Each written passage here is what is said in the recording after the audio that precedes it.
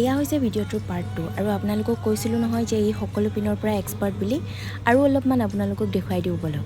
এই মাত্ৰ লাওৰ আগ কেইটামান পাৰি আনি দিছিলেহে, এইবাৰ আকৌ গৈছে ভাতকেৰেলা বিচাৰিবলৈ। কৈছোঁ নহয় মুঠতে কোনফালে সোমাইছে কোনফালে ওলাইছে মই একো ধৰিবই নোৱাৰিলোঁ। সেইপিনে আকৌ ৰাস্তা বিচাৰিছে যাতে আৰু অলপমান জংঘলৰ পিনে সোমাই গৈ সি আৰু দুটামান ভাতকেৰেলা বেছিকৈ আনিব পাৰে। আৰু বিশ্বাস কৰক আমি তাক কোনো একো শিকাই নিদিওঁ, সি নিজে অকলে গৈ পেলাই ক'ত কি বস্তু পাব কেনেকৈ আনিব সি নিজৰ মাথাৰে সকলোখিনি লৈ আহে। এইপিনে আকৌ মায়ে গছডাল ঠিক কৰি দিছে।